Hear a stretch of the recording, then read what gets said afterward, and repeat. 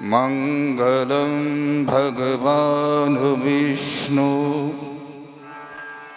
मंगलं गरुडध्वजा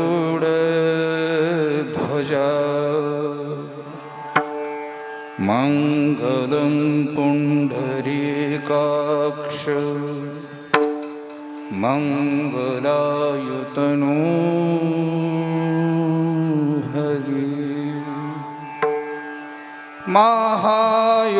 महायोगपीठे तटे भीमरथ्यां वरं पुंडरीकाय दातुं मुनीन्द्रैः समागत्य तिष्ठं तमानन्दकन्दम् परब्रह्मलिङ्गं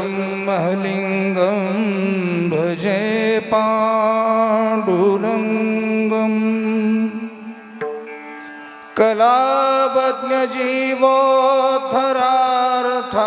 कलावज्ञजीवोद्धरार्थावतारम् कलाङ्काङ्कतेजोऽधिकामोदिवक्त्रम्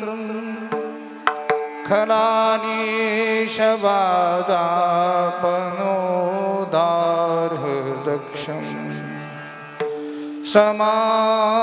समाधिस्थमूर्तिं भजे ज्ञानदेवम्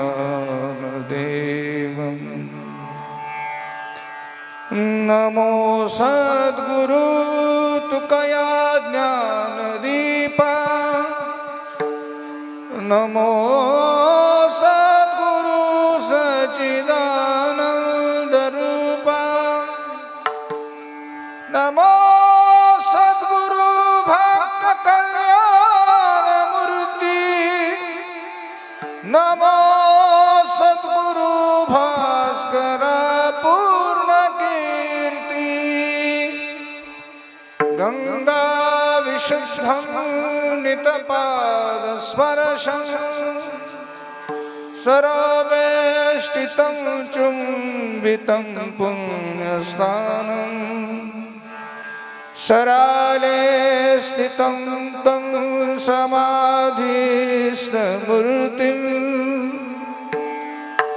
नमामि गंगागिरियोगिराजम् तपोज्ञान वैराग्य भक्ति स्वरूपम् सदालंकृतं साधु संन्यासयोगम् मुखे अस्य वेदांत शास्त्रार्थनीतिं नमो नारायण गिरिजि परब्रह्म स्वरूपम्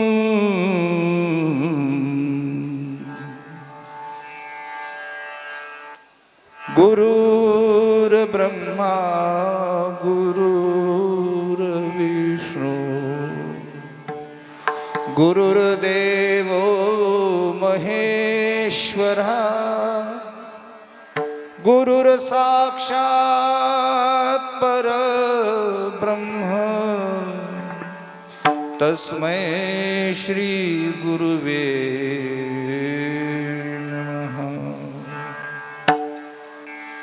निश्चयाचा महामेरू बहुता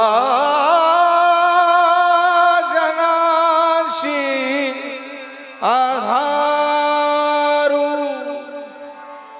अखंड स्थितीचा निर्धारू श्रीमंत योगी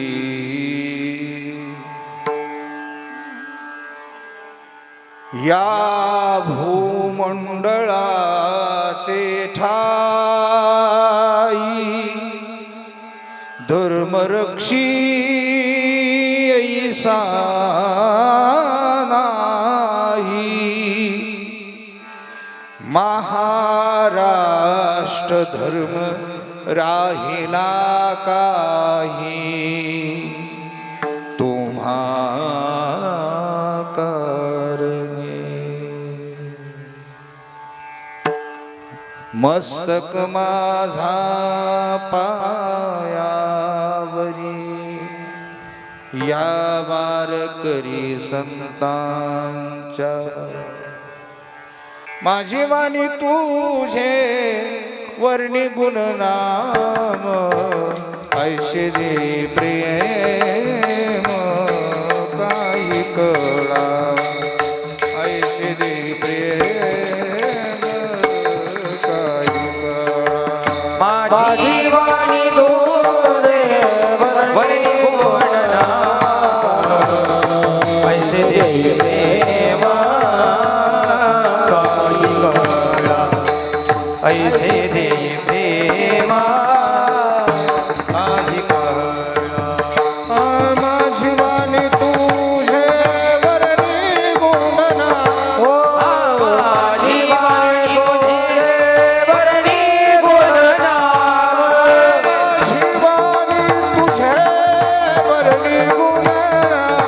माझी वाणी तुझे वर्णी गुणनाम माझी वाणी तुझे वर्णी गुणनाम माझी वाणी तुझे वर्णी गुणनाम ऐसे दे प्रेम काही कळा ऐसे दे प्रेम काही कळा माझी वाणी तुझे वर्णी गुणनाम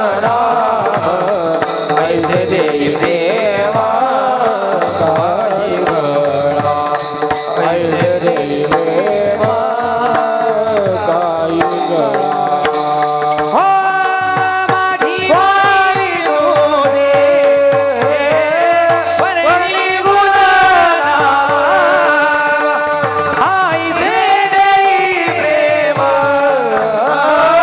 ऐसे दे प्रेमा काही कळा काही कळा काही कळा माझी वाणी तुझे वर्णी गुणनाम ऐसे दे प्रेम काही कळा लेकुराचे हित जाणे मामुलीचे चित्त ऐशी कळवळ्याची जाती करी लाभावीन प्रीती पोटी भार वाहे त्याचे सर्वस्वही साहे ऐशी कळवळ्याची जाती करी लाभावीन प्रीती तुका म्हणे माझे तुम्हा संतावरी ओझे ऐशी कळवळ्याची जाती करीला भावीन प्रीती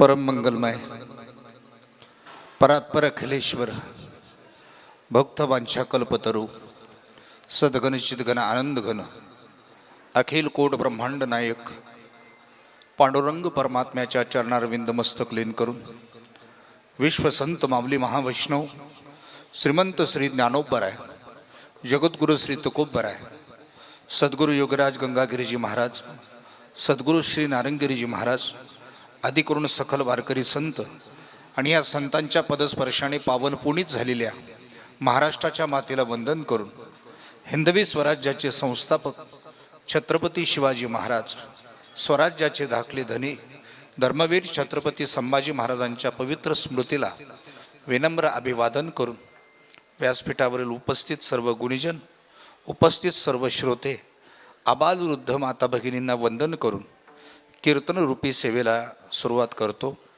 तत्पूर्वी कार्यक्रमाच्या अनुषंगाने वक्ता या नात्याने परिहार देणं क्रमप्राप्त समजतो. आज आपण या ठिकाणी सर्वजण स्वर्गीय गंगा भागीरथी इंदुबाई मारुती पाटील खांदे या मातोश्रींना वर्ष श्राद्ध विधीच्या निमित्ताने तिलांजली अर्पण करण्याकरता या ठिकाणी उपस्थित झालेलो आहोत.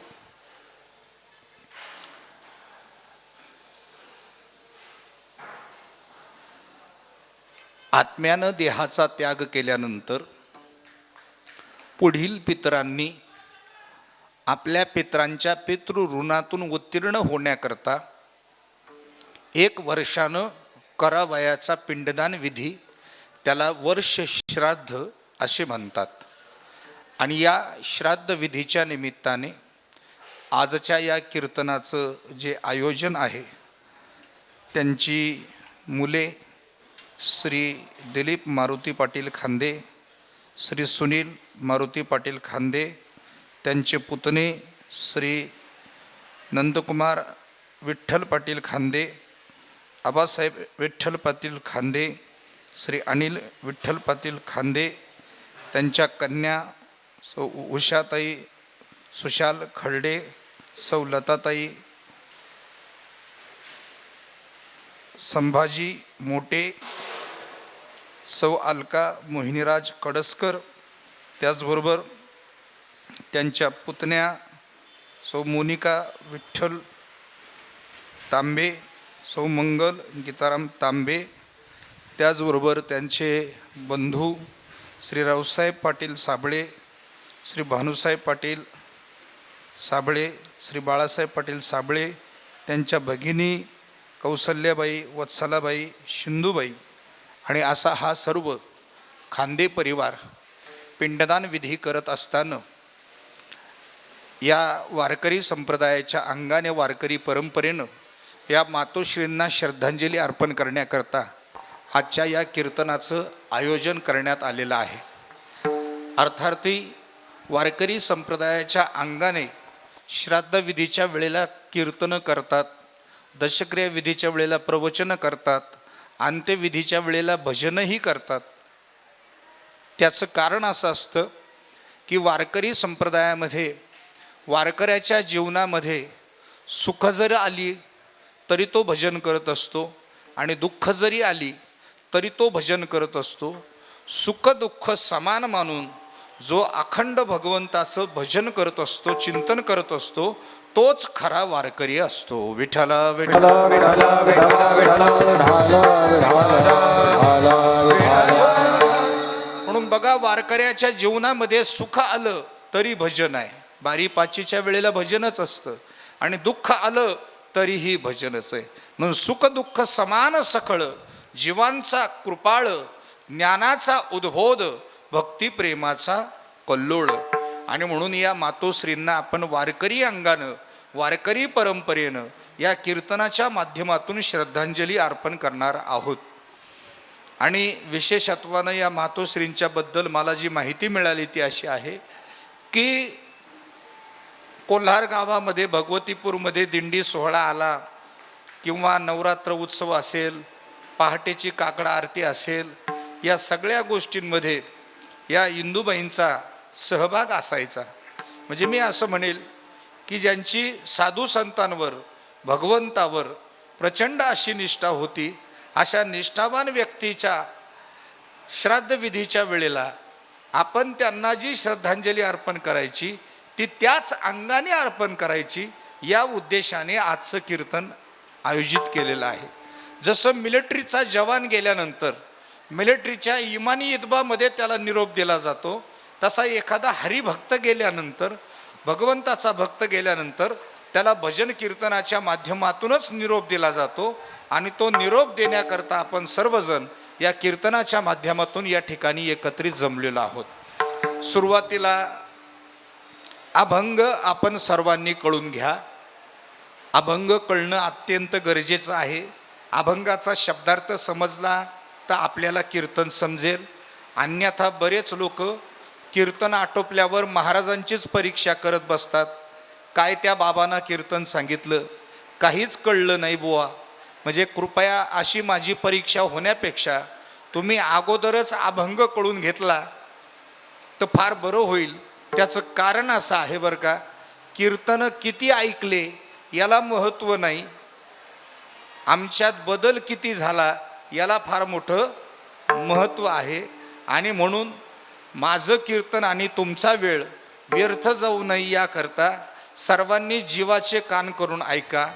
त्याचं कारण असं आहे की तुमचा बहुमूल्य वेळ मला व्यर्थ घालवायचा नाही, टाईमपास म्हणून करायचा नाही. म्हणून कृपया अभंगाकडे व्यवस्थितपणे लक्ष द्या. अभंग देहूचे सुप्रसिद्ध साधू महान भगवत भक्त संत सम्राट विश्ववंद्य महाराष्ट्रभूषण जगद्गुरु जगद्वंदनीय वैराग्याचे मूर्तिमंत पुतळे कनकाई बोलोबा पुत्र पंचम वेद निर्माते श्री संत तुकाराम महाराज यांचा 4 चरणाचा मातृत्वाचा दृष्टांत देऊन संतांचं मोठेपण सिद्ध करणारा 4 चरणाचा अभंग कीर्तन निरूपणा करता निवडला. विठाला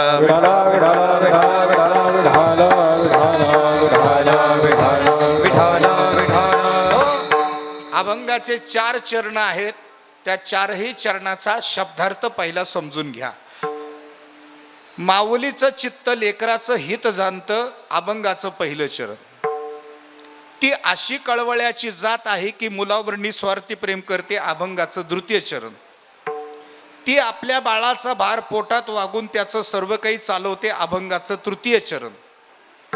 आणि असे मातृवत जगावर प्रेम करणारे जे संत आहेत त्या संतांच्या शिरावर मी एक ओझं ठेवणार आहे. आणि ते जे ओझं आहे ते जीवाच्या डोक्यावर अनादी कालापासूनचं ओझं जे आहे ते जन्म मरणाच्या दुःखाचं ओझं मी संतांच्या शिरावर ठेवून या ओझ्यातून मी मुक्त होणार आहे. हे अभंगाचं चतुर्थ चरण. हा झाला अभंगाचा सरळ सरळ शब्दार्थ. साध्या भाषेत सांगायचं झालं तर ठळक ठळक बातम्या, ज्याला आपण हेडलाईन्स असं इंग्रजीमध्ये म्हणतो.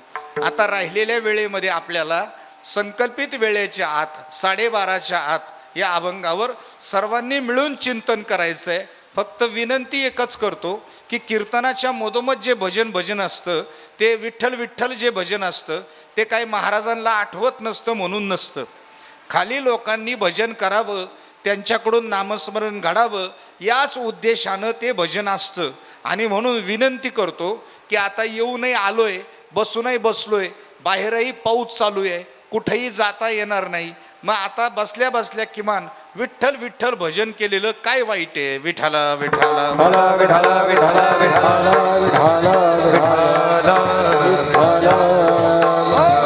आणि त्याच्यात महान पर्व काळ म्हणजे उद्या आषाढी एकादशी आहे. अहो कोट्यावधी वारकरी 20 दिवसापासून पायी चालत चालत चालत त्या पांडुरंगाच्या भेटी करता पंढरपूरमध्ये पोहोचलेले आहेत.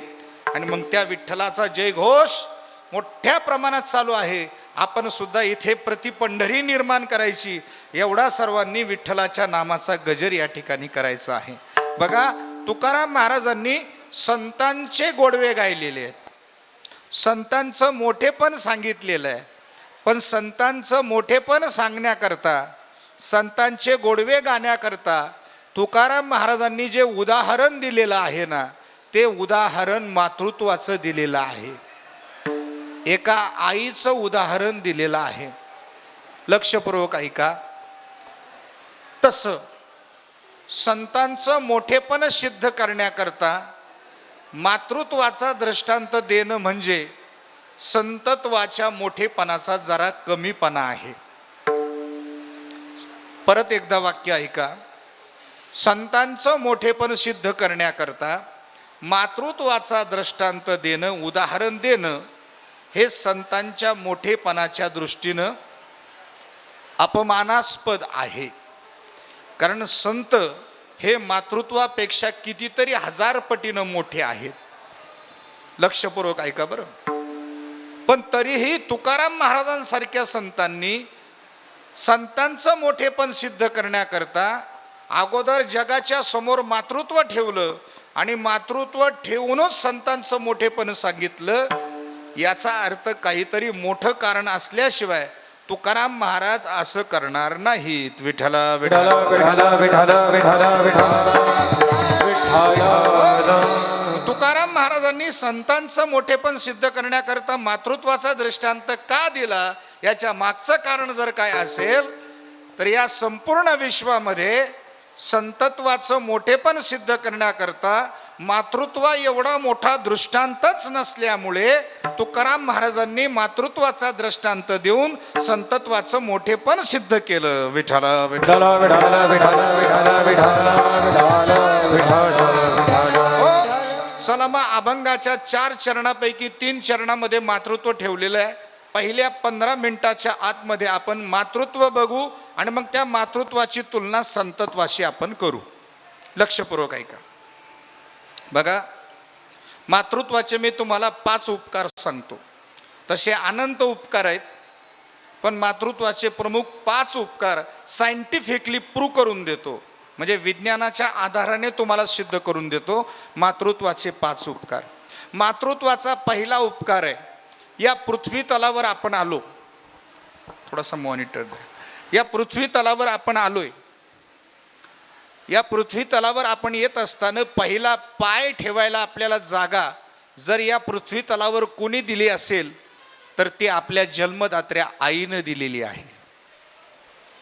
पहिला पाय आपण कुठं ठेवला, तो आईच्या गर्भात ठेवला. हा मातृत्वाचा पहिला उपकार आहे. मातृत्वाचा दुसरा उपकार असा आहे की दुसरा उपकार असा आहे की मातेनं बाळाला जन्म घालत असताना प्राणदान केलं. प्राणदानाचे 2 अर्थ निघतात. ज्या वेळेला बाळ आईच्या पोटात 7व्या महिन्यामध्ये असतं त्या वेळेला बाळाची सोनोग्राफी केली तर डॉक्टर सांगतात बाळाचं हृदय चालू आहे. मग तुम्हाला एक प्रश्न करायचा आहे, डॉक्टर साहेब बाळाचं हृदय चालू आहे, मग श्वासोश्वास चालू आहे का? डॉक्टर उत्तर देतील बाळाचं हृदय चालू आहे पण श्वासोश्वास बंद आहे. मग तुम्हाला डॉक्टरांना विचारायचं आहे की डॉक्टर साहेब सांगा बाळाचं हृदय चाललं कोणाच्या श्वासावर? तेव्हा डॉक्टर उत्तर देत असतात की आई जो श्वास घेते त्यातला अर्धा श्वास हा तिच्या बाळाकरता घेत असते. म्हणजे बाळाचं हृदय 7व्या महिन्यात आईच्या गर्भात आईच्या श्वासावर चालतं. याला म्हणायचं प्राणदान. आणि ज्या वेळेला बाळ जन्माला येतं ना त्यावेळेला ते रडतं, नाही रडलं तर त्याला रडवतात, त्याला फटका मारून रडवतात. त्याच्या पाठीमागचा सायंटिफिक रिझन असा आहे की जन्माला आलेल्या बाळाचं फुफ्फुस असं कोरं खट्ट असतं एकमेकाला चिकटलेलं, आणि ते जन्माला आलं रडलं की त्याचं फुफ्फुस उघडतं. त्याचं फुफ्फुस उघडलं की त्याची पंपिंग चालू होते. त्याची पंपिंग चालू झाली की मग त्याचं आणि आईचं नाभीजवळचं कनेक्शन कट करतात. त्याला काय म्हणतात आपल्याकडे? नाळ. तो नाळ त्यावेळेला तोडतात ज्या वेळेला बाळ स्वतः रडून श्वास घेतं.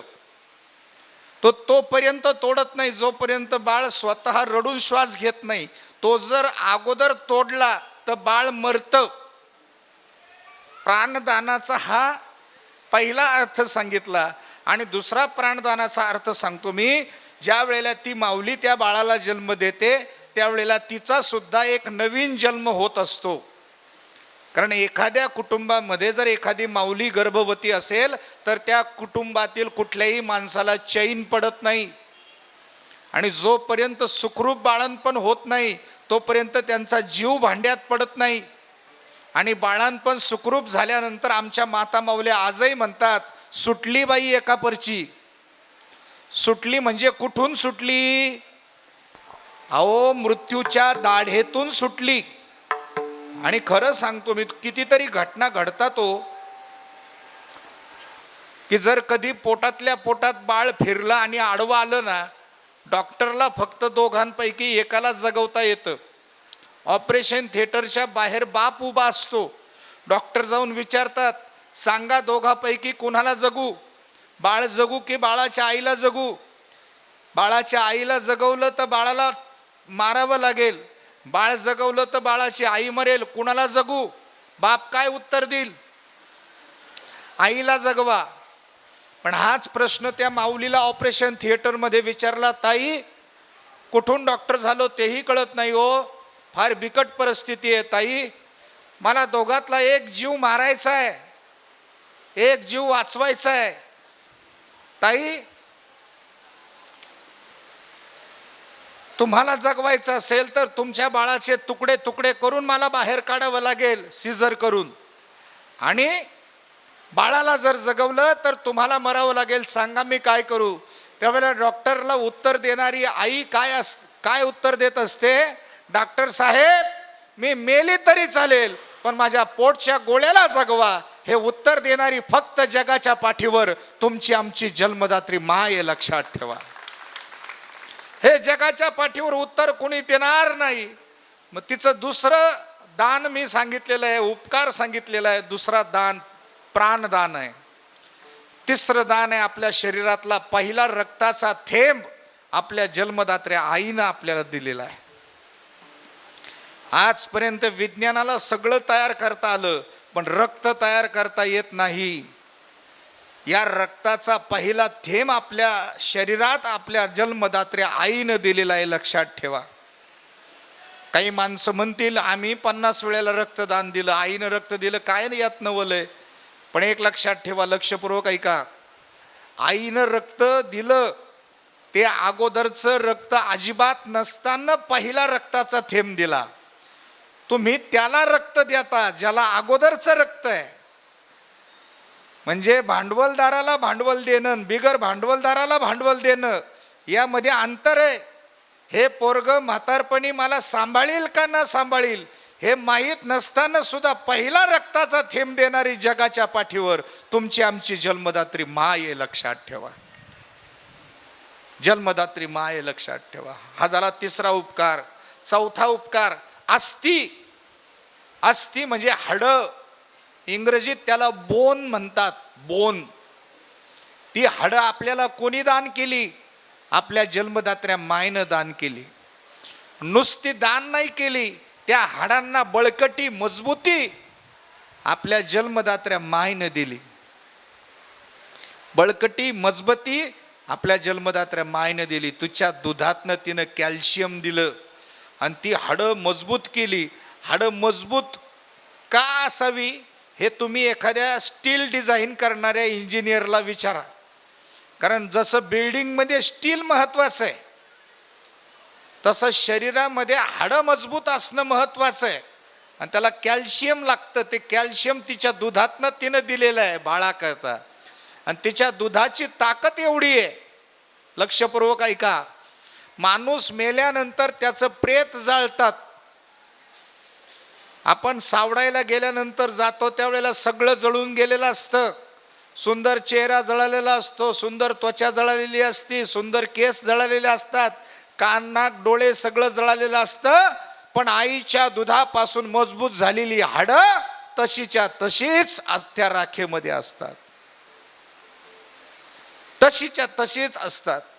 म्हणजे आईच्या दुधात एवढी ताकद आहे की त्याला हाडं सुद्धा जाळू शकत नाही, अग्नी सुद्धा जाळू शकत नाही. एवढी ताकद आईच्या दुधामध्ये, लक्षात ठेवा. म्हणून काही लोक म्हणतात तुला दाखवू का आपल्या माईच्या दुधाची ताकद? अहो 7000 वर्षापूर्वीची 2 गावं सापडली पुरातत्व विभागाला 1920ला. मोहेंजोदारो आणि हडप्पा, त्यावेळेचे हाडं सापडले. लोखंड मातीत टाकलं ना, वर्षात लोखंडाची माती होते. पण 7000 वर्ष माणसाची हाडं मातीत राहून हाडांची माती झाली नाही. ही आईच्या दुधाची ताकद आहे. हा झाला मातृत्वाचा चौथा उपकार. पाचवा आणि शेवटचा उपकार तुम्हाला सांगतो मी. तसे उपकार भरपूर आहेत पण आपल्याकडे वेळ कमी आहे.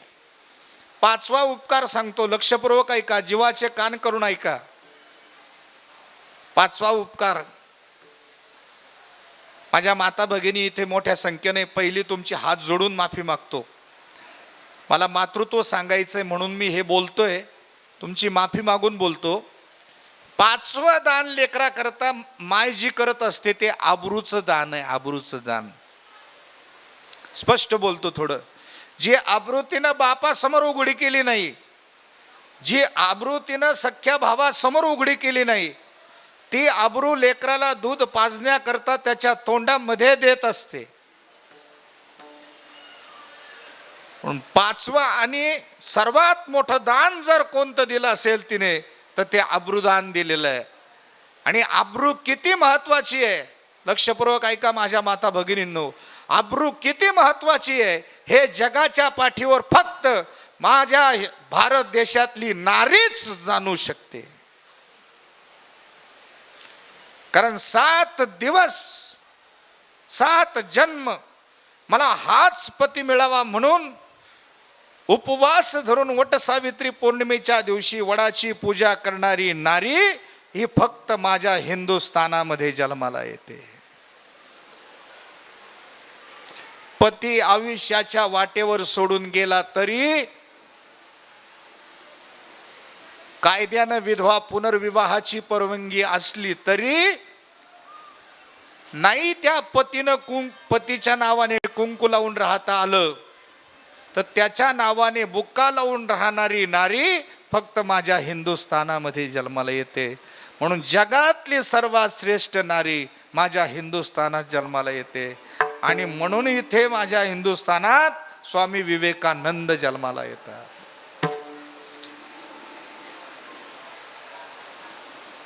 छत्रपती शिवाजी महाराज जन्माला येतात. संत ज्ञानेश्वर महाराजांसारखे, तुकाराम महाराजांसारखे संत जन्माला येतात. ती आबरूदान करते लेकरा करता. ती विचार नाही करत कुठं बसलेली आहे. ती वट्यावर बसलेली असली ना तिथंच पोराला पदर आडवा लावणार. तसं बाईनं वट्यावर बसू नये. जुनी म्हण होती. जुन्या म्हणी चांगल्या होत्या पण आता त्या म्हणी काळाच्या ओघात गेल्या. जुनी म्हण अशी होती बरं का माऊली, विठ्ठल दादा, गड्याचं बसणं वट्ट्यावर असावं आणि बाईचं बसणं घरात असावं. गड्याचं खाणं झाकून असावं आणि बाईचं राहणं चोपून असावं. थोडा बदल झाला. बाईचं बसणं वट्ट्यावर आलं आणि गड्याचं खाणं ढाब्यावर गेलं. तिथून सगळं वाटोळं झालं. या वाटोळ्याचं दुसरं काही कारण नाही. पण ती जी करत असते ती आबरूचं दान लेकरा करता करत असते. लग्नात बसलेली असू द्या तिथं दूध पाजणार. एवढ्या माणसांमध्ये पदर आडवा लावणार, तिथं दूध पाजणार. बस स्टँडवर बसलेली असू द्या तिथं दूध पाजणार. आणि त्याच्या पुढचं ऐक बरं का, त्या काळामध्ये त्या लेकरासाठी ते दूध नाही, तो प्राण आहे प्राण. त्याला जर ते मिळालं नाही तर ते बाळ मरल. पण त्या बाळाला जेवढी दूध पिण्याची आतुरता नाही त्याच्यापेक्षा 1000 पटीनं जास्त आतुरता त्या लेकराला दूध पाजण्याची त्या आईला असते. पहा, लेकराला दूध पाजत असताना आईला किती डिग्री सेल्सिअस अंश आनंद होतो हे मोजण्याचं थर्मामीटर आजपर्यंत विज्ञानाला शोधता आलेलं नाही. ते जर तुम्हाला बघायचं असेल प्रत्यक्ष तर ज्या वेळेला एखादी आई लेकराला दूध पाजते, दूध पिता पिता ते लेकरू गाढ झोपतं. त्याला झोप लागल्यावरती त्याच्या तोंडावरून हात फिरवते, कडाकडा बोटं मोडते आणि त्याला झोळीमध्ये टाकून झोका देते. आणि नंतर ज्या वेळेला ती बाहेर येते त्यावेळेला गुपचूप तुम्ही तिचा चेहरा पहा आणि झोळीत झोपलेल्या बाळाचा चेहरा पहा. तुम्हाला निश्चित दूध पिल्याचा जेवढा आनंद बाळाच्या चेहऱ्यावर दिसणार नाही त्याच्यापेक्षा 1000 पटीनं जास्त आनंद त्या लेकराला दूध पाजल्याचा त्या आईच्या चेहऱ्यावर दिसेल. तुम्हाला एक उदाहरण देतो बरं का. आपल्याकडे काही 20च मिनिटं राहिलेली आहेत फक्त. एक उदाहरण देतो मी. मला सांगा, आपल्या देशाच्या पहिल्या महिला पंतप्रधान कोण आहे हो? महिला मंडळ. तुम्ही ऐकताय ना, सर्व ऐकू येतंय ना तुम्हाला? मग पहिल्या पंतप्रधान महिला इंदिरा गांधी. आणि आता इथून पुढे शेवटच्या पण त्याच आहेत. आता मी कुठलाही राजकीय पक्षाचा समर्थक म्हणून बोलत नाही बरं का. मला त्या राजकारणाशी काहीही घेणं देणं नाही. कारण सध्या वातावरण फार गढूळ आहे आणि त्याच्यात मी हे बोलतोय त्याचा गैरअर्थ करून घेऊ नका. मला फक्त आई सांगायची आहे म्हणून बोलतोय. इंदिरा गांधी ज्या वेळेला आपल्या देशाच्या पंतप्रधान झाल्या आणि त्यांचा पहिलाच दौरा अमेरिकेत झाला त्यावेळेला रिपोर्टरनं त्यांची मुलाखत घेतली. अनेक प्रश्नापैकी एक प्रश्न विचारला, तुमच्या जीवनातला सर्वात आनंदाचा क्षण कोणता? त्यावेळेला इंदिराबाईने उत्तर काय दिलं? पंतप्रधान पदाची शपथ घेत होते तो क्षण नाही. इंदिराबाई काय म्हटल्या? ज्या वेळेला माझा राजीव जन्माला आला, म्हणजे या देशाचे माजी पंतप्रधान स्वर्गीय राजीवजी गांधी, ज्यावेळेला माझा राजीव जन्माला आला आणि पहिल्यांदा त्याला दूध पाजण्याकरता मी माझ्या मांडीवर घेतलं, त्याच्या मऊ मऊ ओठांनी ज्यावेळेला माझ्या स्तनाग्राला स्पर्श केला त्यावेळेला माझ्या अंतःकरणामध्ये जी आनंदाची लकेर निर्माण झाली तो क्षण माझ्या जीवनातला अंतःकरणातला सर्वात आनंदाचा क्षण आहे. ही एक पंतप्रधान बोलत नाही तर एका मुलाची माय बोलते, लक्षात ठेवा, आई बोलते. आणि म्हणून तुकाराम महाराजांनी हे मातृत्व घेतलं. आणि जेवढे मातृत्वाचे उपकार आहेत, जेवढे मातृत्वाचे गुण आहेत, तेवढ्या पटीत किंवा त्याच्याही पेक्षा जास्त संत आपल्यावर उपकार करतात. म्हणून पहिल्या चरणामध्ये मातृत्व सांगताना तुकाराम महाराज म्हणतात, लेकुराचे हित, लेकुराचे हित, लेकुराचे हित, लेकुराचे हित, लेकुराचे हित, लेकुराचे हित, लेकुराचे हित,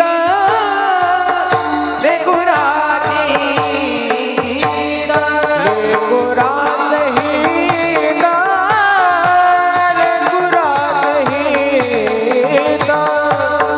लेकुराचे हित, लेकुराचे हित, लेकुराचे हित, लेकुराचे हित, लेकुराचे हित, लेकुराचे हित, जाणे माऊलीचे चित्त, जाणे माऊलीचे चित्त, ऐसी गवाराची जात, जाणे माऊलीचे चित्त, जाणे माऊलीचे चित्त, ऐसी गवाराची जात,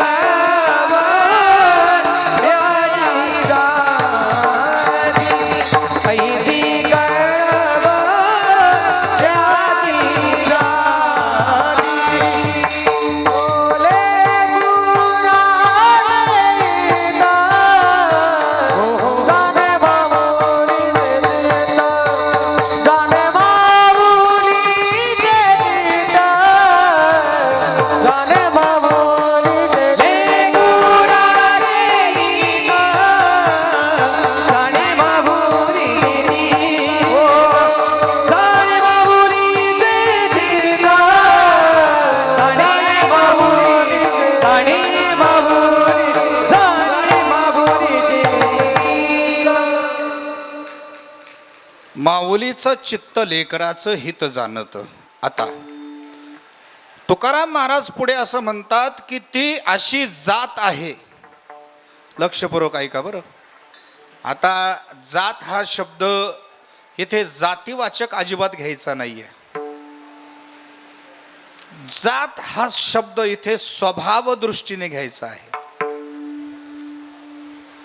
आणि म्हणून आपण काही काही वेळेला सहज वाक्य बोलत असतो, पहा मला माहिती तू कोणत्या जातीचा आहे. वाक्य लक्षात आलं का तुमच्या? किंवा तो लई वेगळ्या जातीचा आहे, म्हणजे स्वभावाचा आहे. तसं तुकाराम महाराजांनी म्हटलेलं आहे की तिचा स्वभाव असा आहे की तिच्या बाळावर तिचं निस्वार्थी प्रेम आहे. आणि तसं संतांचं सुद्धा या समाजावर निस्वार्थी प्रेम आहे. मी उलटा असं म्हणेल, निस्वार्थी प्रेम ज्यांच्यावर केलं त्यांनी प्रताडित केलं तरीही त्यांच्यावर प्रेमच केलं. तुम्ही 12व्या शतकामध्ये संत ज्ञानेश्वरांचं उदाहरण घ्या ना डोळ्यापुढे. त्या कर्मठ तथाकथित कर्मठ धर्म मार्तंड मंडळींनी या 4 भावंडांना जन्माला येण्याच्या अगोदरपासून पीडित केलं, त्रास दिला, प्रचंड त्रास. विठ्ठलपंत गुरु आज्ञेनं संसारात आले. संन्यास घेतल्यानंतर आणि आळंदीमध्ये आल्यानंतर मात्र आळंदीच्या कट्ट्यावर चर्चा सुरू झाली या कर्मठ धर्म मार्तंड मंडळींची. मोठमोठ्या पगड्या घातलेल्या, कानात बिगबाळ्या, कुंडल, आणि मग एकमेकात ते चर्चा करायला लागले. कशी चर्चा करतात ते? अहो अहो अहो, ऐकले का, ऐकले का, संन्याशी आला म्हणे गावात. दुसरा लगेच म्हटला, अहो आला तो आला, तो ना धर्मशाळेमध्ये थांबला ना मंदिरामध्ये थांबला, तो तर त्या शिदोपंतांच्या मुलीबरोबर संसार करायला सुरुवात करू लागला. तिसरा लगेच म्हटला, शिवा शिवा शिवा शिवा शिवा शिवा शिवा, संन्यास स्वीकारावा, त्यानंतर संसार करावा. जर अशा चुका जर करतच राहिल्या समाज, तर धर्म टिकेल का? विसोबा खेचर नावाचे आळंदीमधले एक प्रतिष्ठित ब्राह्मण होते, दशग्रंथी ब्राह्मण. हे सर्वजण तक्रार घेऊन गेले विसोबा खेचरांकडे. आणि विसोबा खेचरांनी सुद्धा सांगितलं, हे कदापिही मान्य केलं जाणार नाही, बोलून घ्या त्या विठ्ठलपंताला. आणि संत ज्ञानेश्वरांचे वडील विठ्ठलपंतांना बोलवण्यात आलं. धर्मसभा भरवली गेली. मोठमोठ्या पगड्या घातलेल्या, गळ्यात मोत्यांच्या माळा घातलेले, कानातले कुंडळ, अशी कर्मठ धर्म मार्तंड मंडळी त्या धर्मसभेमध्ये उभी आहे. आणि विसोबा खेचर म्हटले, धर्मभ्रष्टा, एवढा विषयासक्त होतास तर संन्यास घेतलाच कसा करता? आणि संन्यास घेतला होतास तर मग संसारामध्ये आलाच कशा करता? तुला आता ब्राह्मण समाज स्वीकारणार नाही, तुला आळंदीमध्ये राहता येणार नाही. तू राहिल्यानं आळंदी वाटते, तेव्हा तुझी संसाराची बाचकी बोचकी गाठोडी उचलून आळंदी सोडती जाऊ. पण तरी त्यांच्याकडून दुर्लक्ष करून विठ्ठलपंत आळंदीत राहिले. काही दिवसानं रुक्मिणी गर्भवती झाली. निवृत्तीनाथांचा गर्भ रुक्मिणीच्या पोटामध्ये वाढत होता. आणि रुक्मिणी पाणी आणण्याकरता इंद्रायणीवर गेली. बऱ्याच बायका, ब्राह्मणाच्या बायका तिथे धुणं धुवत होत्या.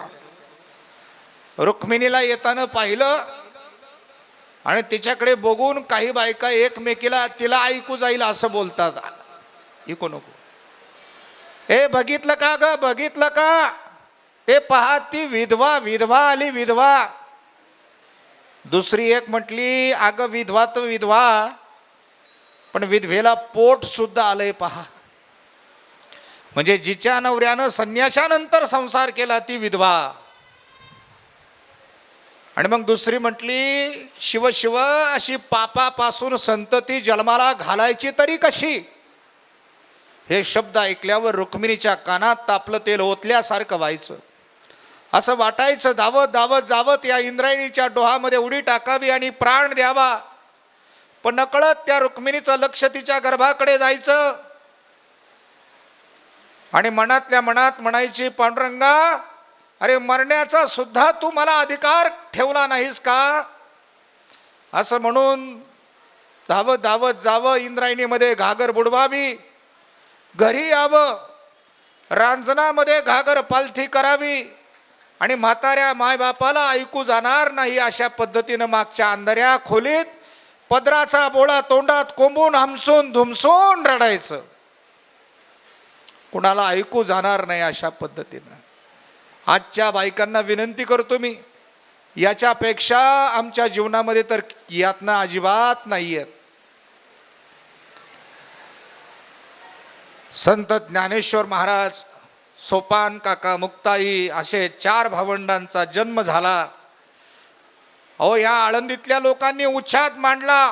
पुन्हा एकदा हे गोळा झाले. अरे अरे म्हटले, 4 मुलं झाली या पाप्याला. हे आळंदीत राहून देऊन चालणार नाही. सगळी ब्राह्मण मंडळी विसोबा काका सहित शिदोपंतांच्या वाड्याच्या बाहेर आली. विठ्ठलपंता बाहेर ये. विठ्ठलपंत बाहेर आले. नमस्कार केला. नमस्कार मंडळी. सांगितलं धर्मभ्रष्टा, तुला आळंदीत राहता येणार नाही. विठ्ठलपंत म्हटले, मंडळी क्षमा करा. आणि भर रस्त्यात विठ्ठलपंतांनी गुडघे टेकवले. हो, क्षमा करा मंडळी, क्षमा करा मंडळी. माझा निवृत्तीत ज्ञाना सोपाना मुक्ती अजून लहानगी येतो. एकदा मोठी झाली ना मी आळंदी सोडून जातो. विसोबा केसरांनी सांगितलं, धर्मभ्रष्टा चप, आवाज बंद कर, तुला आळंदीत राहता येणार नाही. घुसारे याच्या घरामध्ये त्या संसार फेकून याचा रस्त्यावर. आणि ही सर्व ब्राह्मण मंडळी घरामध्ये घुसली आणि विठ्ठलपंतांचा संसार रस्त्यावर फेकून दिला. विठ्ठलपंत म्हणत होते, अहो न्याय निष्ठुर असला तरी धर्मदयाळू आहे, माझ्या लेकरांना मोठं होऊ द्या.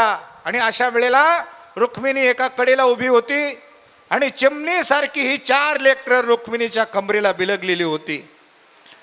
आणि चिमणीसारखं तोंड उघडून ते आईला विचारायचे, आई सांग ना ग, सांग ना, आपल्या बाबांनी आणि आपण काय पाप केलंय ग?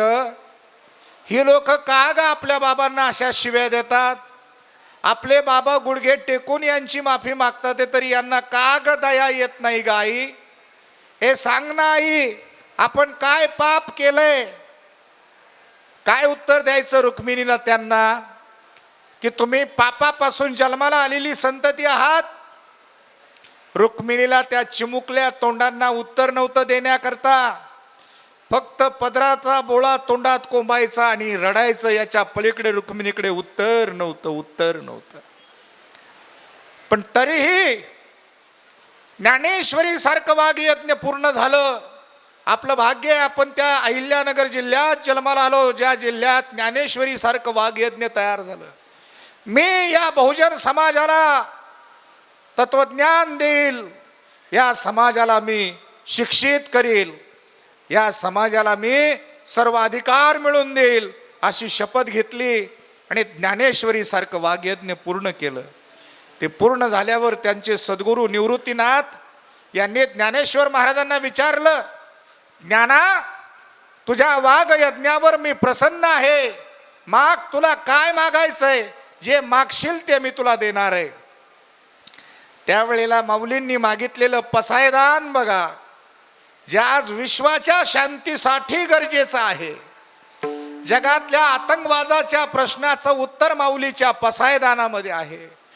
ज्ञानोबराय विश्वात्मक देवाला प्रार्थना करतात, आता विश्वात्मके देवे, हे विश्वात्मक परमेश्वरा, तोषोनी मज द्यावे, प्रसन्न होऊन मला द्या पसाय दान. हे दान मला तुम्ही द्या. कसं द्या? प्रसन्न होऊन द्या. कुणाला मागितलं? विश्वात्मक परमेश्वराला, पांडुरंगाला नाही, श्रीकृष्णाला नाही, रामाला नाही, महादेवाला नाही, कोणत्याही व्यक्तिगत एका धर्माच्या देवाला नाही, येशू ख्रिस्ताला नाही, अल्लाला नाही, विश्वात्मक परमेश्वर.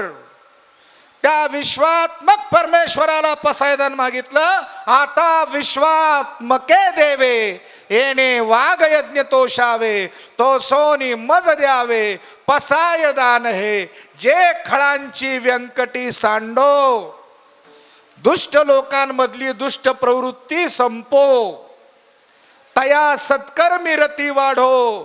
त्यांच्यातली दुष्ट प्रवृत्ती संपून त्यांच्या मनामध्ये सत्कर्माची भावना निर्माण होवो, भूता परस्परे पडो हो, यांच्या परस्परांमध्ये मैत्री निर्माण होवो, मैत्र जीवांचे यांच्यात मैत्रत्वाची भावना निर्माण होवो. मला सांगा, ज्यांनी शिव्या दिल्या, ज्यांनी आळंदीत पीठ मागू दिलं नाही, पीठ दिला असल कोणी तर झोळी पालती केली, पडलेलं उचलायला गेले तर लातानं मिसळून दिलं, फुटकं खापर त्या मुक्ताईला मांडे भाजण्याकरता दिलं नाही, त्यांच्याकरता सुद्धा मागितलं. फक्त गावा करता नाही, तालुक्या करता नाही, जिल्ह्या करता नाही, राज्या करता नाही, देशा करता नाही, आशिया खंडा करता नाही, तर संपूर्ण विश्वा करता मागितलं. म्हणून संत ज्ञानेश्वरांना माऊली म्हणतात.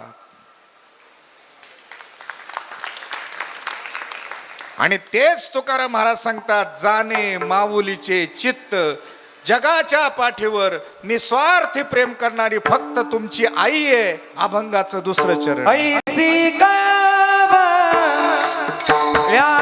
जाती, ऐसी कळवळ्याची जाती, ऐसी कळवळ्याची जाती,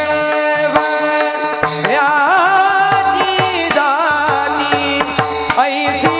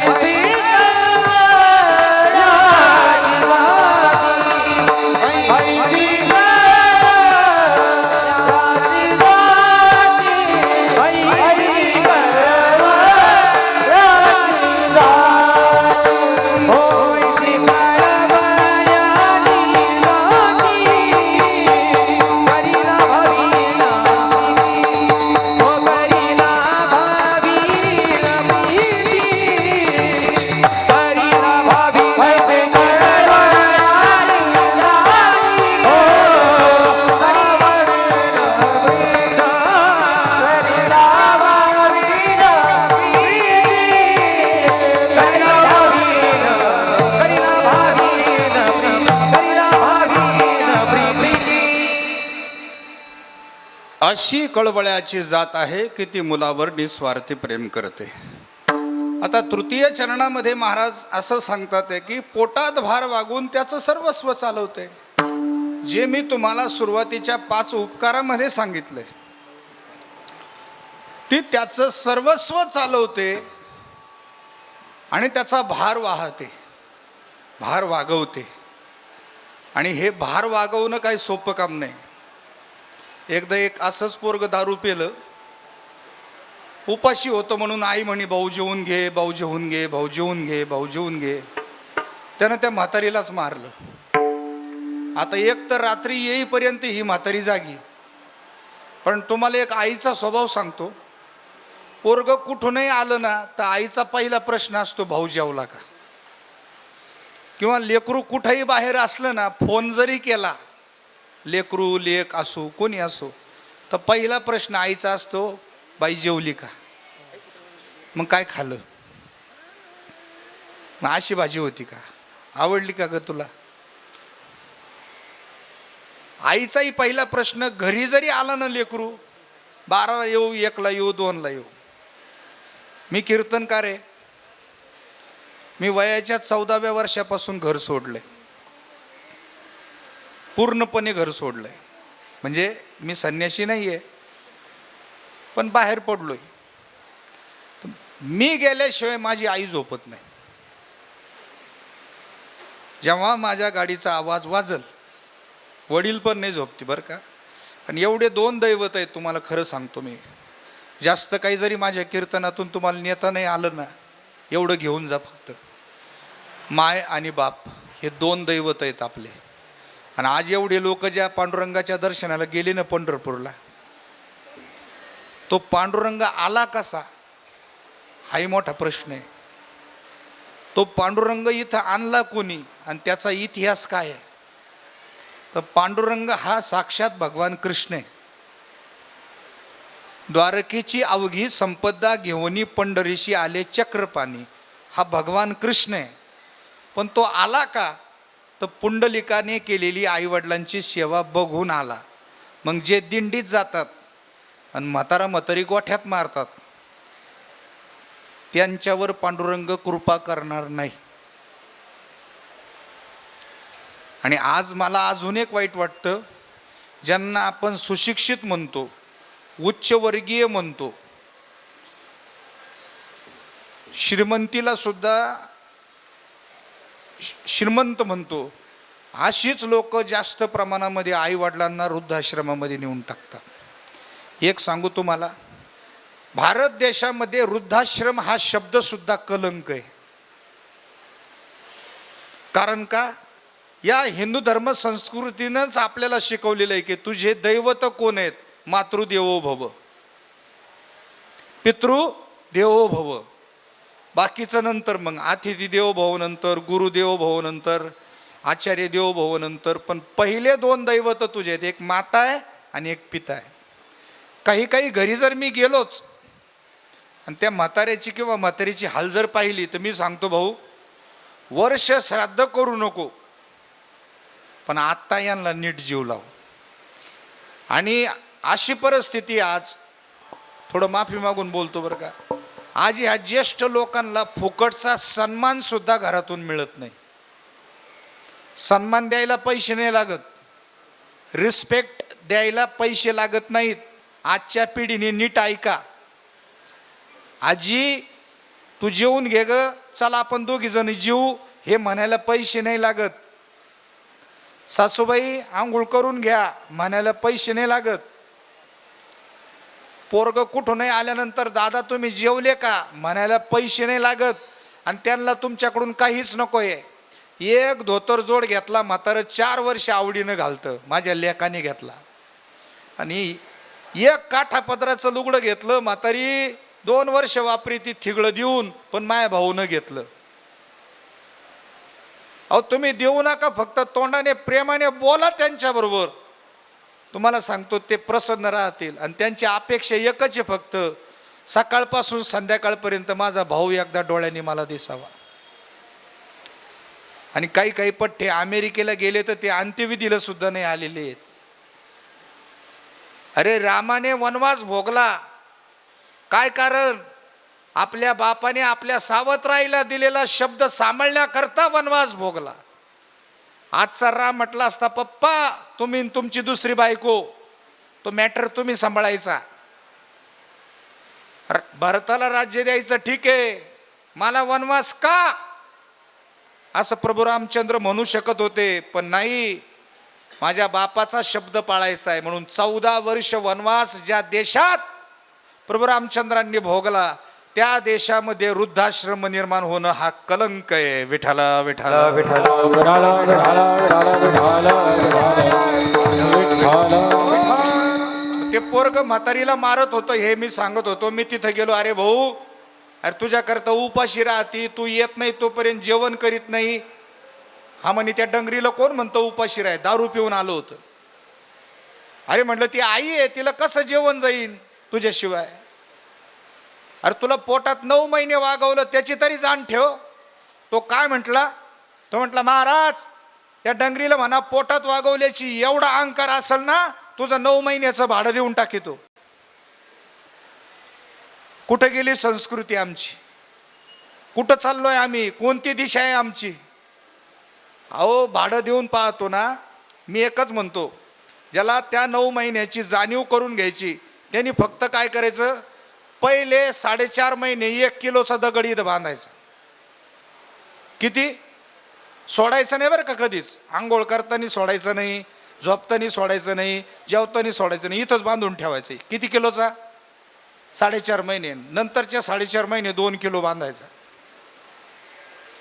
पाय म्हणा वागून ओझे, हा ओझ वागून पहा बरं म्हणा. अहो एक पेन असला माणसाला जड होतो, अंगावरचा शर्टच जड होतो. 9 महिने तिने ओझं वागवलं, नुसतं ओझं नाही वागवलं, सर्वस्व चालवलं. 3रं चरण. पोटी भारवाये पोटी भारवाये त्याचे सर्व त्याचे सर्व त्याचे सर्व सोयीसाये त्याचे सर्व त्याचे सर्व त्याचे सर्व सोयीसाये हो त्याचे सर्व सोयीसाये ऐसी गडबडा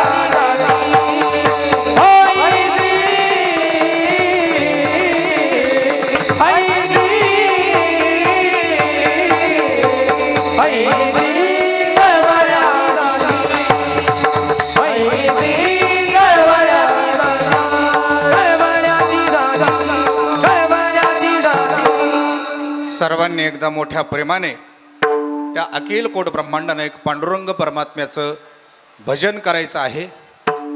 विठोबा रखुमाये विठोबा रखुमाये विठोबा रखुमाये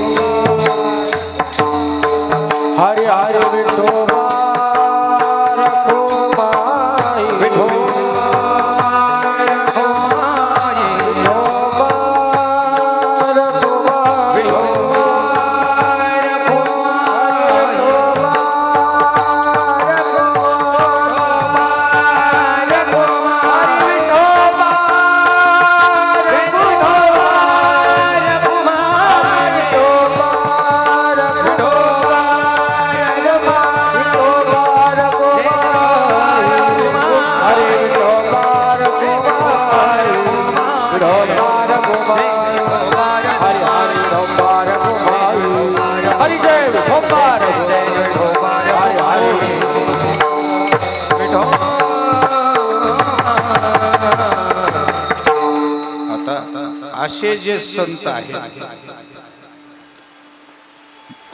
जे संत आहेत ते संत समाजावर कसं प्रेम करतात, तर मातृवत प्रेम करतात.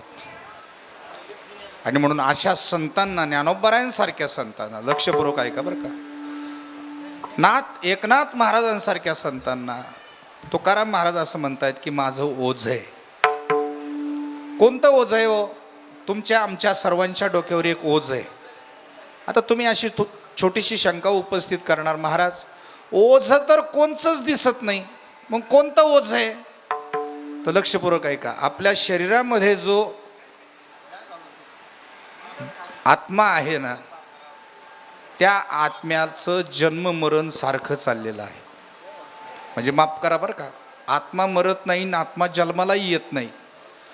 पण शरीराची जन्म मरण परंपरा ही सारखी चालू आहे आणि आत्म्याचा प्रवासही त्याच्याबरोबर चालू आहे. म्हणून तो जन्म मरणाचं दुःख भोगतो आहे. मग हे जन्म मरणाचं दुःख हलकं कसं होईल? पण जीवाला एकदा जन्म नाही, जीवाला एकदा मरण नाही. तुकाराम महाराज म्हणतात, किती वेळा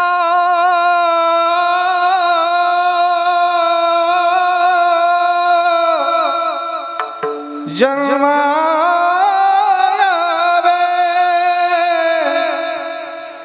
किती भावे भजित. किती वेळा जन्माला यावं आणि किती वेळेला भजित व्हावं. मग हे जन्म मरण परंपरा संपवणारे कोण आहेत? कोण आहेत? तर भगवंत आहे. आणि भगवंतापर्यंत पोहोचवणारे कोण आहेत? तर ते संत आहेत. कारण लक्षपूर्वक आहे का, हे जे विश्व आहे ना, हे कोर्ट आहे. परमेश्वर न्यायाधीश आहे. तुम्ही आम्ही जीव आरोपी आहेत आणि संत वकील आहेत.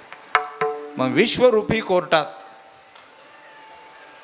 परमेश्वर रूपी न्यायाधीशाकडे जीवरूपी आरोप्याला जायचं असेल तर संत रूपी वकिलाच्याच बरोबर जावं लागेल.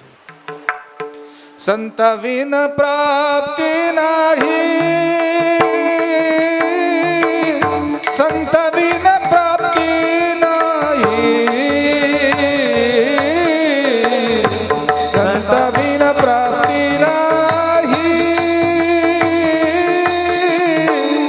संत विन प्राप्ती नाही.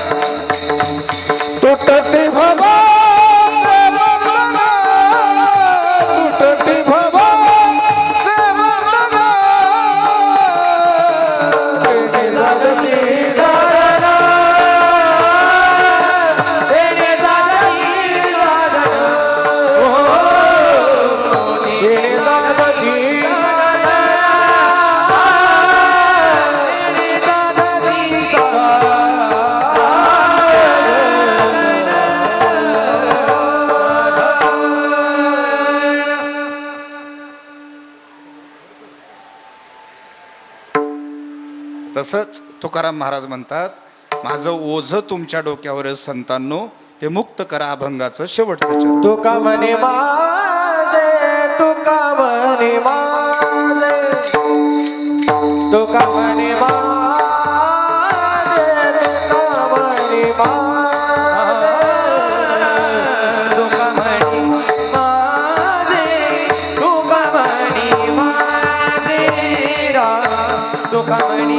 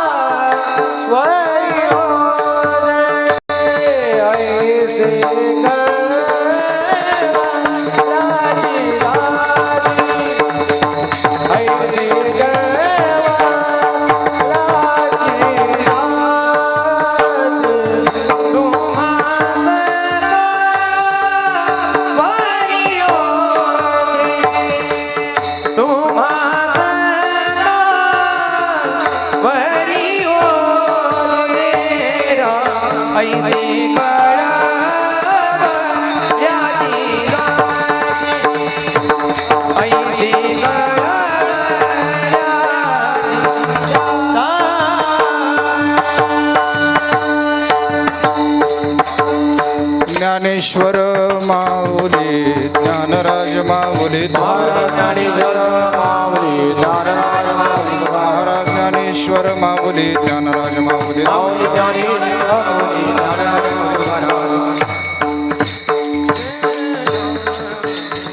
लेकुराचे हित जाणे माऊलीचे चित्त, ऐशी कळवळ्याचे जाते करीला भावीन प्रीती. पोटी भार वाहे त्याचे सर्वस्व ही साहे, ऐशी कळवळ्याची जाती करीला भावीन प्रीती.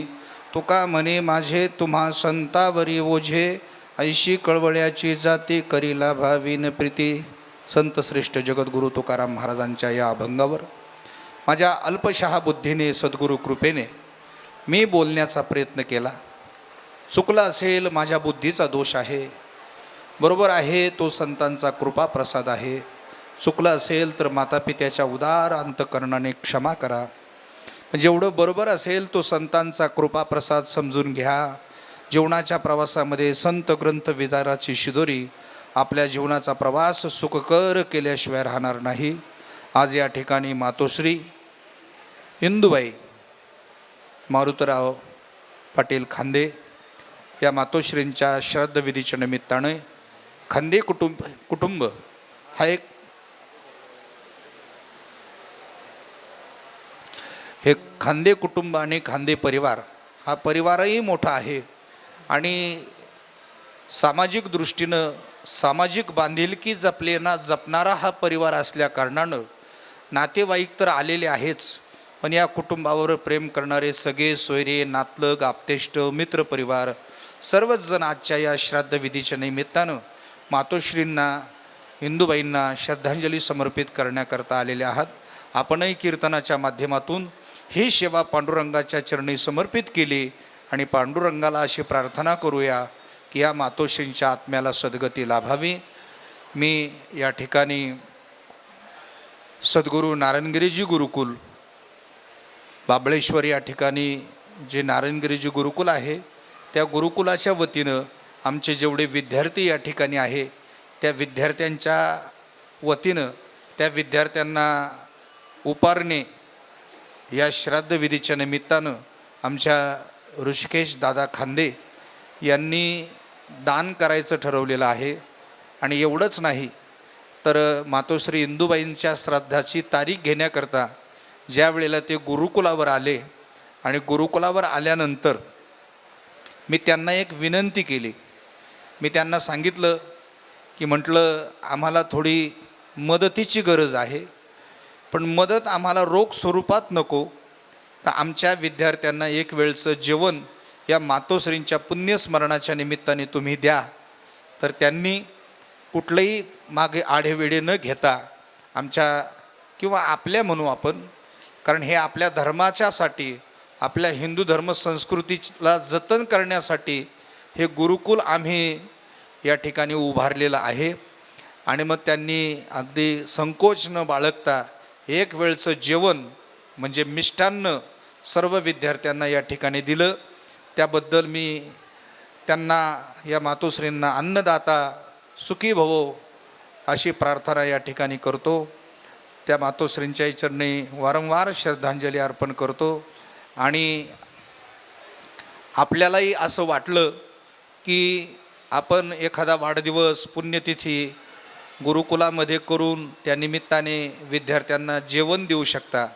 तुम्ही म्हणणार हे महाराज तुम्ही का बरं सुरू केलेलं आहे? तर कारण असं आहे बरं का, मी एक सर्वसामान्य शेतकरी कुटुंबातला माणूस आहे आणि आदरणीय आमचे प्रवरा बँकेचे चेअरमन डॉक्टर भास्करराव खर्डे इथे उपस्थित आहेत. गेल्या 11 वर्षापासून प्रवरा बँकेचा मी चांगला मोठा कर्जदार आहे बरं का. आणि आपली बँक छोटी आहे आणि मला ती प्रामाणिकपणे भरायची आहे. एक खातं मी प्रामाणिक भरलं आहे आणि आता दुसरं पण मी प्रामाणिक भरणार आहे. आणि म्हणून त्याला मदत व्हावी आणि हजारो विद्यार्थी आपल्या परिसरातून संपूर्ण महाराष्ट्रभर कीर्तनकार तयार होऊन जावेत, कोणी मृदंगवादक तयार होऊन जावेत, कोणी गायक तयार होऊन जावेत आणि त्याच्याबरोबर त्यांचं शालेय शिक्षणही चांगलं व्हावं या उद्देशाने आपल्याकडे मी पदर पसरतो, झोळी करतो. आम्हाला झोळी करण्यामध्ये लाज नाही. त्याचं कारण आहे की आम्ही धर्मासाठीच आमचं जीवन वाहिलेलं आहे.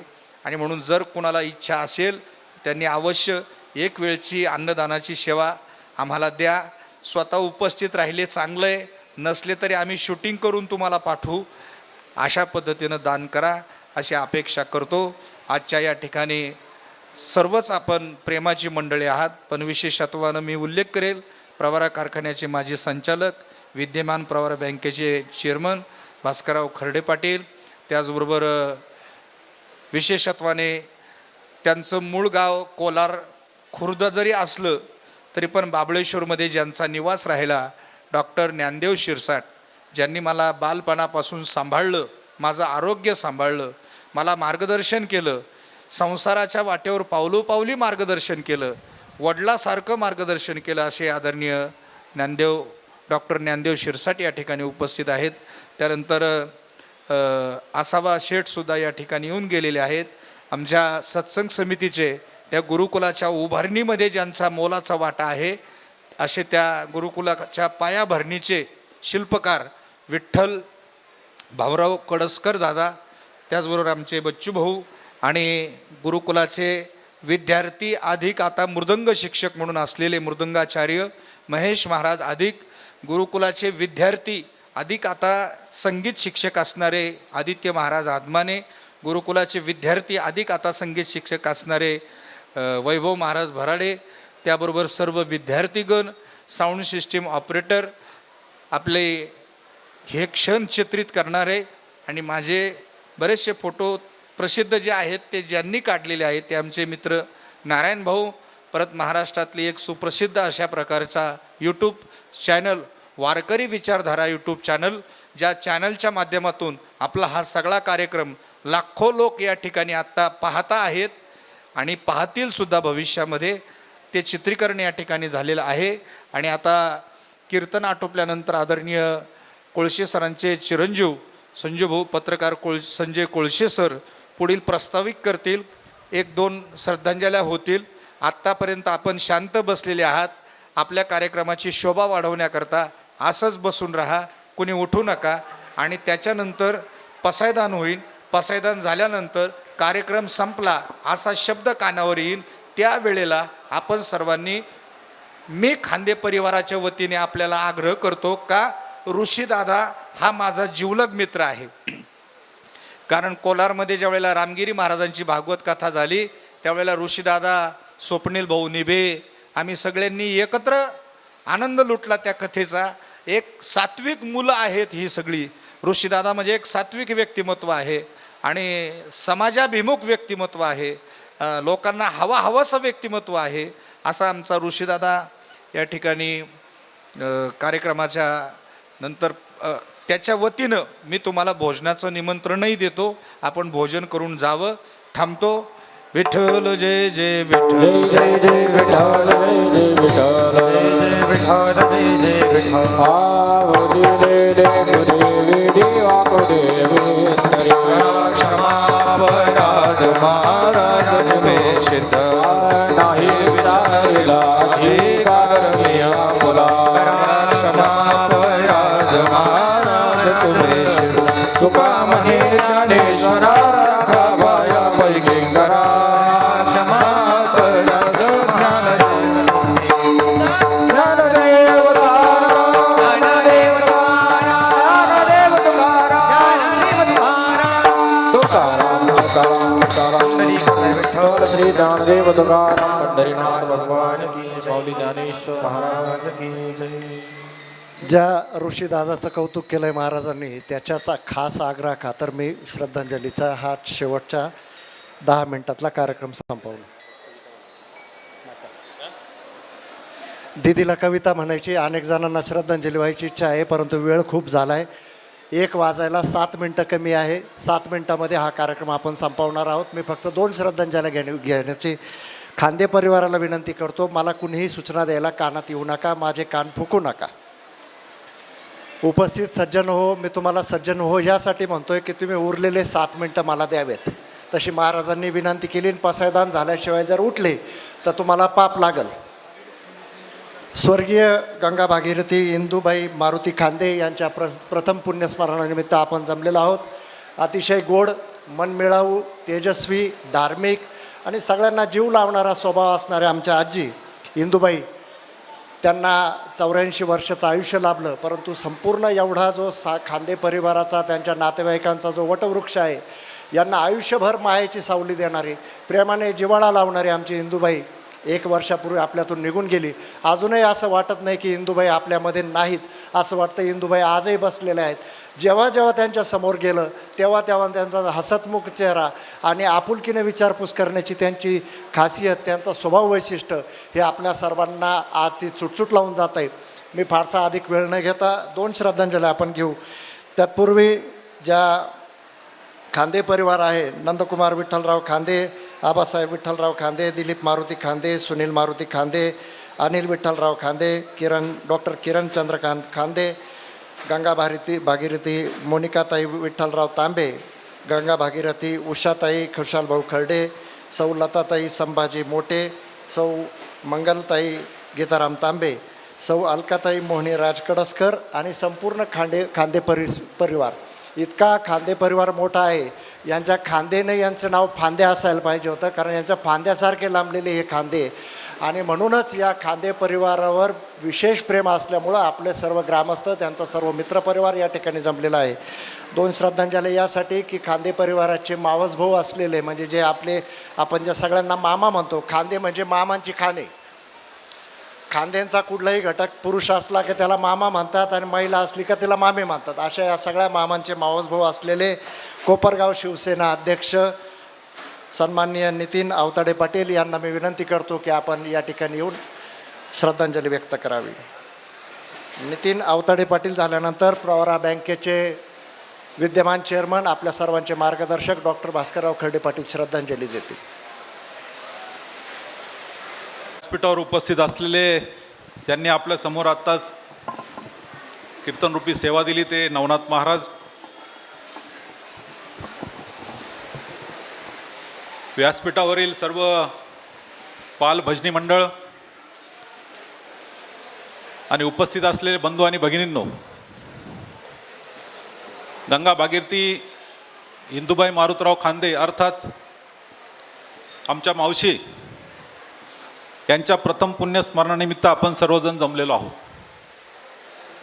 खांदे परिवारामध्ये आमच्या 2 मावश्या होत्या आणि म्हणून दुसऱ्या मावशीची आठवण आल्याशिवाय राहत नाही. दोन्ही मावश्या आमच्या अत्यंत शांत आणि प्रेमळ स्वभावाच्या होत्या. आमच्या मातोश्रींपेक्षा या दोन्ही मावश्या मोठ्या असल्यामुळे, आमची मातोश्री धाकटी असल्यामुळे, आमच्या जन्मापासून तरी अंगा खांद्यावर खेळण्यापर्यंतचे सगळे भाग्य आम्हाला या मावशांकडून मिळालं. त्यांचे संस्कार आमच्यावरती निश्चितपणाने झाले. हा खांदे परिवाराला त्यांचा शांत आणि संयमी स्वभावामुळे त्यांनी मोठं बळ दिलं. संकटाला संयमाने सामोरे जाण्याचं बळ, सामोरे जाण्याची शिक्षण आमच्या मावशांनी या कुटुंबाला दिलं. आणि म्हणून हा खांदे परिवार आज सामाजिक क्षेत्रामध्ये, राजकीय क्षेत्रामध्ये, आध्यात्मिक क्षेत्रामध्ये आणि व्यावसायिक अशा सर्व पातळींवरती जो यशस्वीपणे काम करताना आपल्याला दिसतोय. मग ते आमचे नंदूदादा असतील, दिलीपदादा असतील, सुनील भाऊ असेल, अनिल भाऊ असेल, डॉक्टर आबासाहेब असतील, बाकी डॉक्टर किरण असेल किंवा ऋषिकेश असेल, सर्वच आता सर्वांचे नामोल्लेख करण्यापेक्षा सर्वच हा परिवार मोठा आहे. हा आमचा 2 मावशांचा हा एकत्रित परिवार. हिंदू धर्म संस्कृतीमध्ये एकत्रित कुटुंब पद्धती कालबाह्य झाल्यानंतर देखील गेल्या 10 वर्षापर्यंत हा कुटुंब एकत्रित राहिला, गुण्या गोविंदाने राहिला. आम्हाला या कुटुंबामध्ये आमचे मावसभाऊ जे असतील, ते आमचे मावसभाऊ असतील, नातू असतील, त्यांचे आमचं बालपण या खांदे मळ्यामध्ये आमचं अनेक वर्षे, अनेक महिने आमचे बालपण गेले. आमच्या बालपणामध्ये जे जे आनंदाचे दिवस गेले असतील त्यामध्ये खांदे मळ्यामधले आनंदाचे दिवस आम्हाला आजही आठवतात. कारण ह्या मावशांनी संपूर्ण आमच्या खांदे कुटुंबावरच नव्हे तर आमच्या आवताडे कोते परिवार देखील एक चांगल्या प्रकारचा सांभाळ आमचा केला. आणि आज गेल्या 1 वर्षापूर्वी वयाच्या 84 वर्षी आमची मावशी गेली. पहिले मोठी मावशी आमची 5-6 वर्षापूर्वी गेल्यात. वृद्धापकाळाने त्यांचं निधन झालेलं जरी असलं तरी त्यांनी परिपूर्ण जीवन असं जगलंय. त्यांनी आमच्या स्वतःच्या मुलांचं कर्तृत्व त्यांनी पाहिलं, नातवांचं कर्तृत्व पाहिलं, आपल्या पंतूंला त्यांनी आपल्या अंगा खांद्यावरती खेळवलं. आणि म्हणून परिपूर्ण जीवन आमची मावशी जरी जगलेली असली तरी त्यांच्या निधनामुळे स्वाभाविकपणे आम्हाला दुःख होणं स्वाभाविक आहे. परंतु त्यांनी दिलेले संस्कार हे पुढच्या पिढीपर्यंत नेणं हीच खरी त्यांना श्रद्धांजली ठरेल असं माझं मत आहे. आणि म्हणून मी आमच्या मावशीला भावपूर्ण आदरांजली अर्पण करतो. त्यांच्या आत्म्यात चिरशांती लाभो, सद्गती लाभो अशी साईबाबांच्या चरणी प्रार्थना करतो आणि थांबतो. रामकृष्ण हरी. यानंतर प्रवरा बँकेचे चेअरमन डॉक्टर भास्करराव खडे पाटील.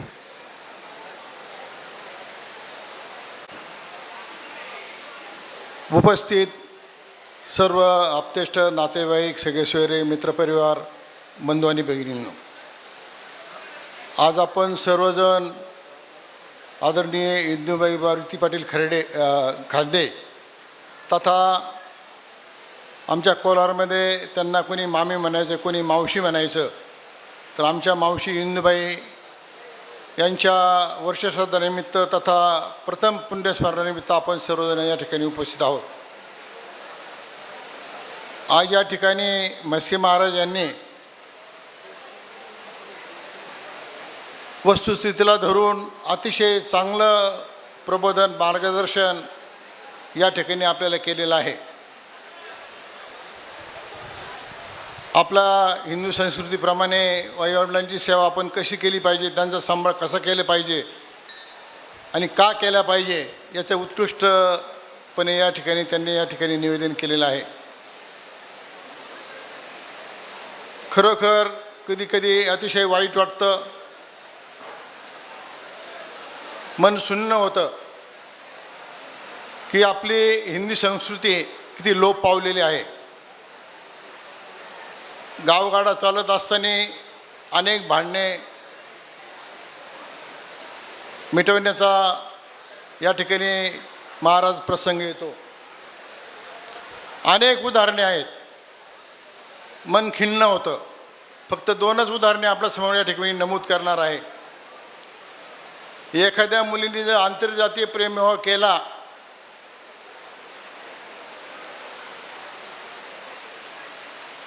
म्हणजे स्वाभाविक आईवडिलांचा त्या ठिकाणी विरोध असतोच.